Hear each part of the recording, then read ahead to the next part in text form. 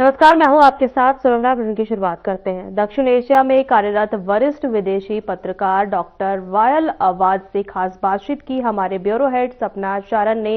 इस बातचीत में क्या कुछ कहा, आइए आपको सुनाते हैं। So today we have very special guest with us, Dr. Wael Awad. He is the president of SCC as well as very senior journalist, also very renowned person or eminent personality we have.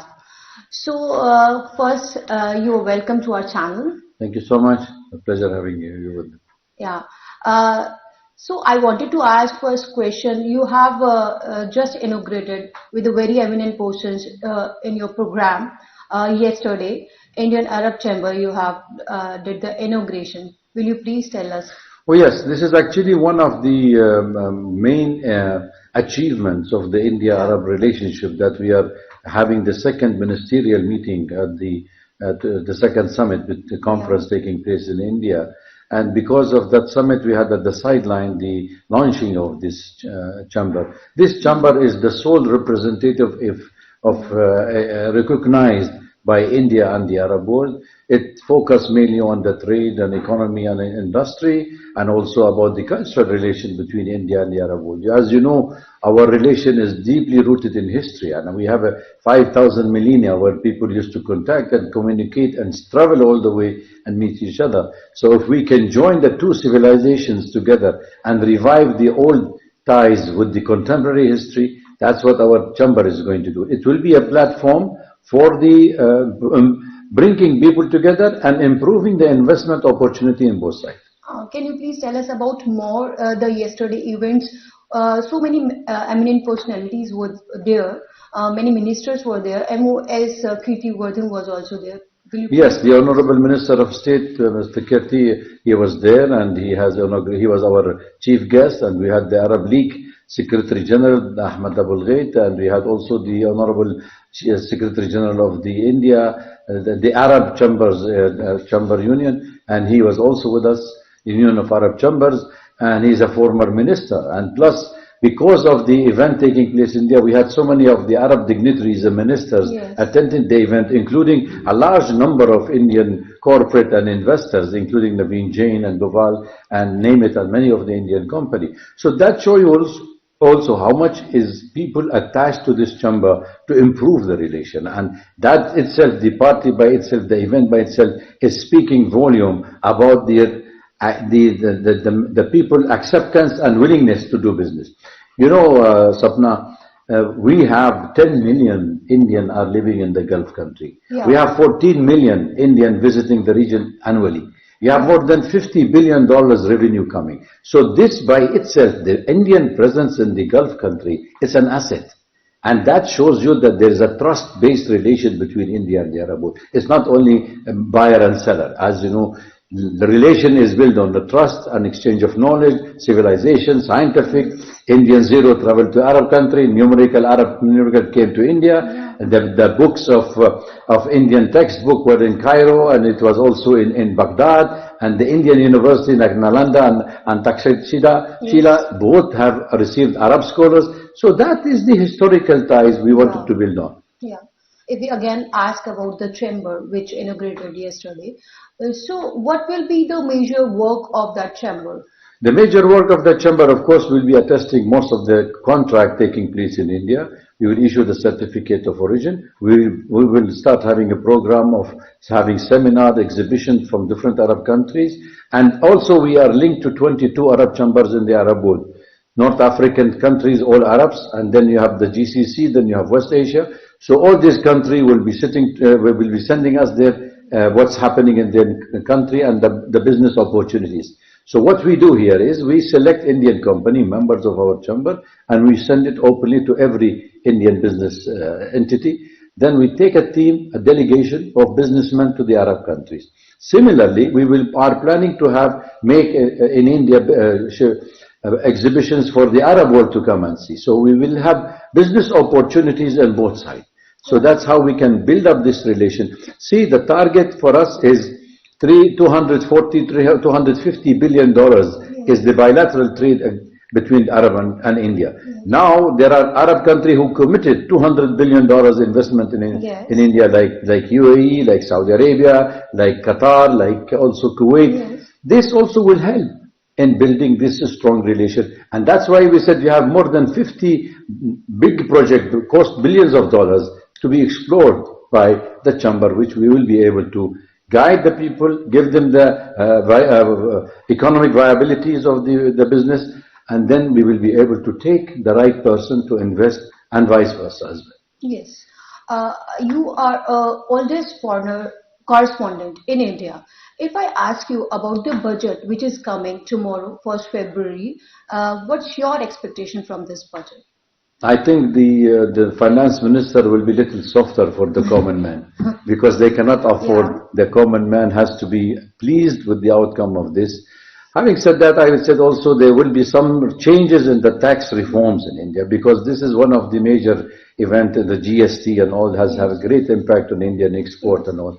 Thirdly, which is more important, after the American tariffs in India has created lots of, reshaping of the economic strategy for India. So I think the finance minister will look into the issues of putting some sort of incentive for Indian to export, because after the American tariff, India is looking for more access to market outside. Also, India wanted to have foreign direct investment to increase, and especially in infrastructures, in military, in defense, in the space. So we are promoting the Indian, where India can offer, what India can offer in the pharmaceutical industry, food processing, and also cold chain. All this is also can be complementarity of the Arab requirement from India. So I believe she has to be soft, she has to give lots of incentive and remove lots of the barriers to invest, to increase the direct investment in India. How do you see India growing on international level? See, to be honest, I've been covering India for the last 4 decades. Yes. And my coverage of India have seen lots of changes. Yes. And we know for the last 2 decades, India has been emerging as a superpower economically. Now the third largest economic powers in the world. India is $4.35 trillion economy. And you are having a very good growth rates. The economy is doing very well. So all this have given India a place in the international global map as a multipolar world is emerging. South-South cooperation, India leading rule in the BRICS or in the Shanghai cooperation, or it is in the G20. All this give you an indication that India is emerging not only as an economic power, as also as a military power. And they're using their soft power to be involved, to be everywhere in the world. And I think they have succeeded, because we in Arab world, how we see India actually, we see India not only as a partner, we see India as a trusted partner, and we have been advocating for a strong relation with India, because we know if India and the Arab world come together, you are having 1.42 billion population. We have 400 million consumers, and 1.8 billion people, the total population will be between the two. It's a big, huge market. So I think that gives you access to 3 continents, Africa, Asia, and also European continent. So that's how the relation can be built on trust and on a mutual benefit for the people. PM Modi received a phone call from Venezuela acting president.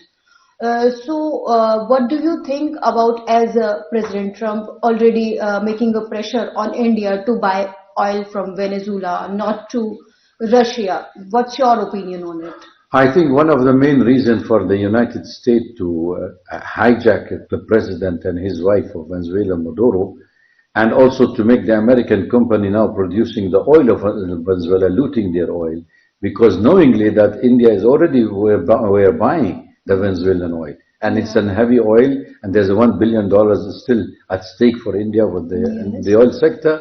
So America will be more than happy to give India certain incentive that they will be able to buy the oil from Venezuela to stay there for India away from the Russian oil, because there are lots of pressure in India. If you know, and you know, I mean, the president have also putting extra tax, an extra tariff on in India, because they are buying the Russian oil.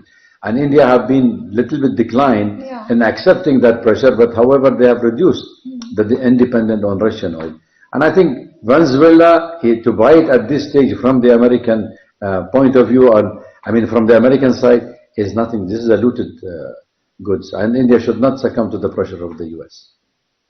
My another question is about UAE president went to India. That was a very short tour. He met to PM Modi and he went back. There was many rumor about that tour. What do you think about that? You know, see, the UAE is the, I think, one of the #1 partner, economic partner with India. Yeah. You have the largest Indian diaspora, expats living there. You have 4.5 million Indian living only in UAE, which give it the largest foreign community or expats in the Gulf country is in India. So the relation has been over the last one decade have been building up on a trust between the two leaders. And I think the chemistry worked very well between the Indian Prime Minister and Mohammed bin Zayed, the leader of UAE. So that sort of relation have built up on a trust basis, and because there is a commitment from UAE into increasing investment in India. Having said that, I will say also the changes, the geopolitical changes in the region, now making UAE searching for a new partners in a security, in a reshaping of the regional environment in the region. So because we saw Saudi Arabia, Pakistan, Turkey coming at one side, now they came to India, he went to Russia. He is expanding his own influence, and he wanted a good relation to balance the regional power. Yes. So I think India understand this relation is very important for India, but I am sure that India will not succumb to any pressure or have any bilateral relation at the cost of the third country. Thank you so much for talking to us. You have given all the answer very detailed. So this was the Dr. Wael Awad who was talking to us. Thank you. खबरों में आगे बढ़ेंगे। मुख्यमंत्री योगी आदित्यनाथ के नेतृत्व में विकास के track पर तेजी से दौड़ रहे उत्तर प्रदेश को एक बार फिर राष्ट्रीय स्तर पर सम्मान मिला है। नई दिल्ली में कर्तव्य पथ पर आयोजित गणतंत्र दिवस परेड में यूपी की झांकी को लोकप्रियता श्रेणी में दूसरा पुरस्कार मिला है। वहीं समृद्धि का मंत्र आत्मनिर्भर भारत थीम पर आधारित उत्तर प्रदेश ने इस बार झांकी में बुंदेलखंड की संस्कृति के साथ साथ आधुनिक उत्तर प्रदेश की झलक भी दिखाई थी। नई दिल्ली में राष्ट्रीय रंगशाला शिविर में आयोजित पुरस्कार वितरण समारोह में सूचना एवं जनसंपर्क विभाग के अपर निदेशक अरविंद कुमार मिश्र को भारत सरकार के रक्षा राज्य मंत्री संजय सेठ ने प्रशस्ति पत्र और स्मृति चिन्ह प्रदान किया है। इस परेड में 17 राज्यों और केंद्र शासित प्रदेशों के साथ ही 13 अलग अलग मंत्रालय व विभागों की कुल 30 झांकियां शामिल थी। वहीं उत्तर प्रदेश को गणतंत्र दिवस परेड में आकर्षक झांकी के लिए अनवरत 7वें वर्ष सम्मानित किया गया है। इस सम्मान के साथ ही प्रदेश ने देश और अन्य राज्यों के सामने अपनी अलग एक पहचान बनाई है।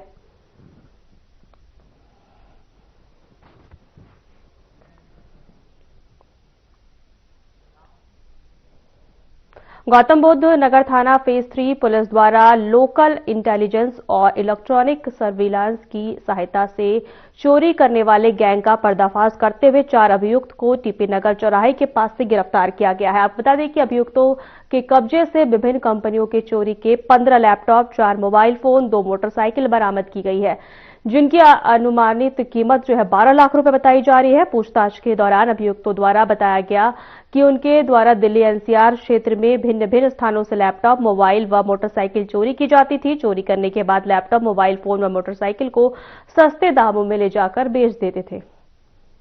पुलिस टीम के द्वारा एक सराहनीय कार्य हुआ जिसमें एक घरों से लैपटॉप, मोबाइल चोरी करने वाली गैंग का पर्दाफाश हुआ है। ये लोग एक गैंग बनाकर काम कर रहे थे और इनके पास से लगभग 15 लैपटॉप बरामद हुए हैं, 4 फोन बरामद हुए और 2 मोटरसाइकिल, जिनसे ये लोग ट्रैवल करते थे, जिनसे लोग घरों की रेकी करते थे और उसके बाद ये लोग चोरी करते थे, वो बरामद भी हुआ है। इसमें ये लोग आसपास दिल्ली एनसीआर के आसपास के निवासी हैं और इसमें जो इनका मेन लीडर उसका नाम आमिर है। इनके पास हमें कई मुकदमे पूर्व के भी मिले हैं और ये लोग जिसको बेचते थे ये सामान, खास करके लैपटॉप और मोबाइल फोन, हमने उसकी गिरफ्तारी भी सुनिश्चित की है। विदेश राज्य मंत्री कीर्तिवर्धन सिंह ने नई दिल्ली में भारत अरब वाणिज्य उद्योग और कृषि चैम्बर का उद्घाटन किया।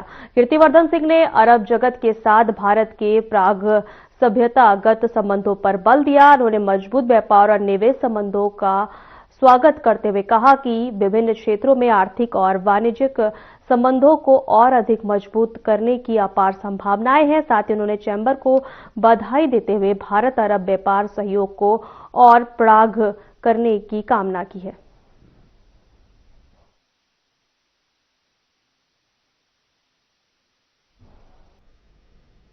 वक्त तो चला है छोटे से ब्रेक का।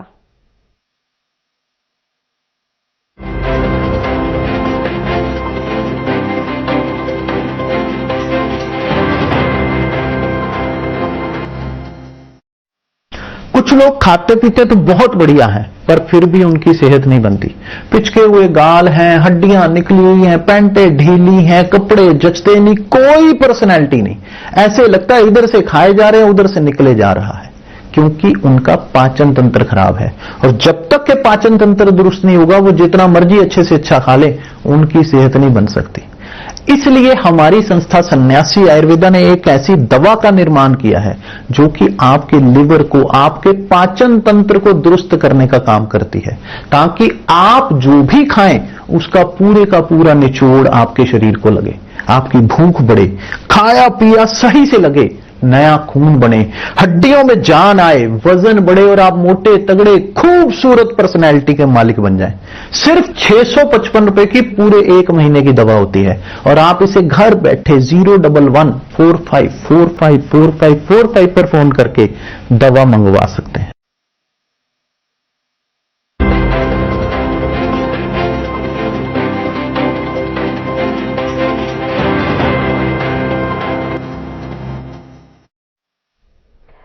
ब्रेक के बाद आपका स्वागत है। खबरों में आगे बढ़ते हैं। गृह मंत्री अमित शाह ने पश्चिम बंगाल के उत्तर 24 परगना में कार्यकर्ता सम्मेलन को संबोधित किया। उस दौरान उन्होंने क्या कुछ कहा, आइए आपको सुनाते हैं।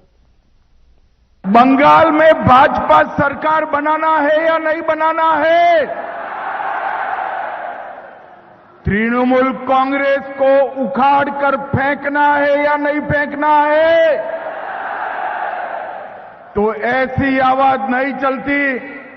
मेरे साथ दोनों हाथ उठाइए, उठाइए दोनों हाथ, विजय के संकल्प की मुट्ठी बीजिए और प्रचंड आवाज से बोलिए, भारत माता की वंदे वंदे, जय श्री राम, जय जय श्री राम। आज के भाई ये मीडिया वाले सेट कर बैठ जाओ जरा, मीडिया वाले सेट कर नीचे बैठ। आज के इस विशाल कार्यकर्ता समागम में मेरे साथ मंच पर उपस्थित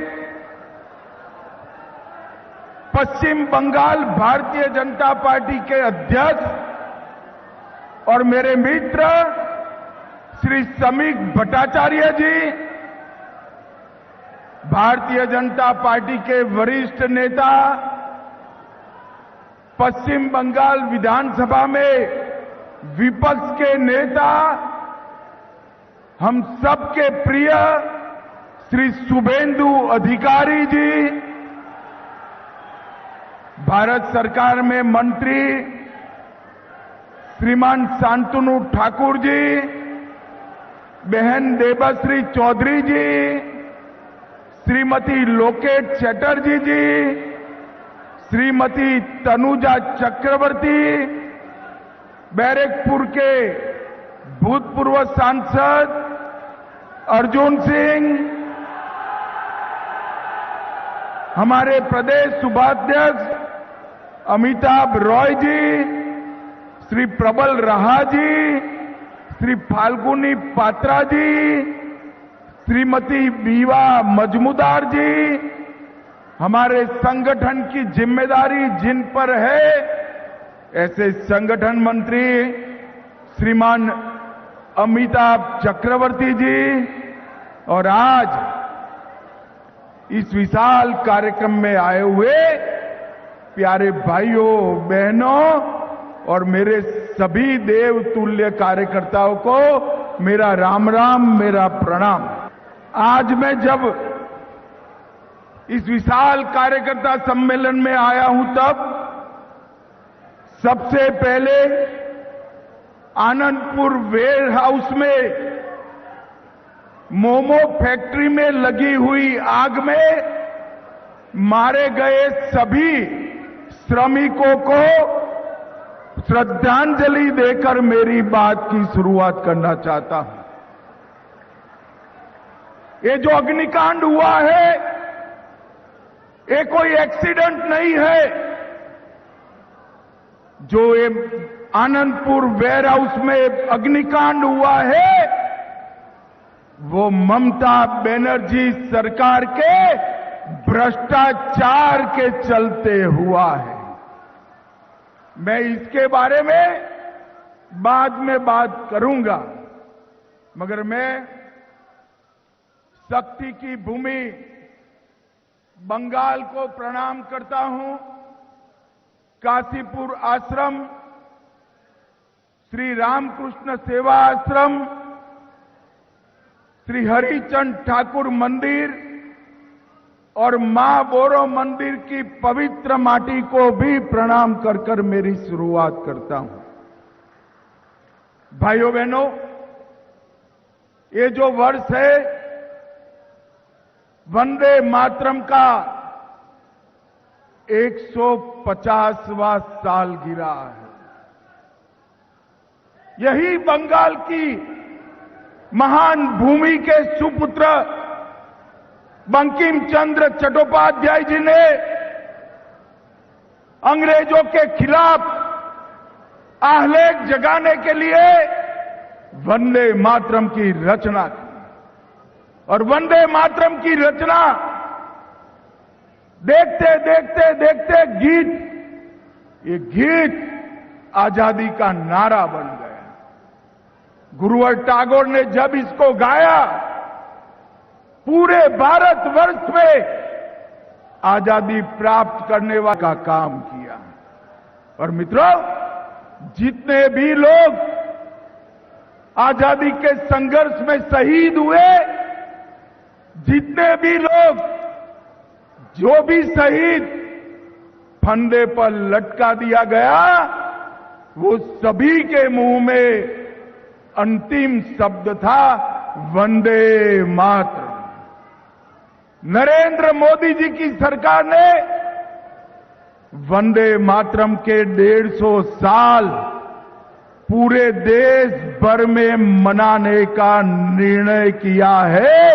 ये फिर से एक बार बंगाल से उठा हुआ वंदे मातरम का नारा कश्मीर से कन्याकुमारी और गुजरात से बंगाल तक पहुंचाने का निर्णय हमारे नेता नरेंद्र मोदी जी ने किया है। नरेंद्र मोदी जी ने किया। मगर विडंबना देखिए,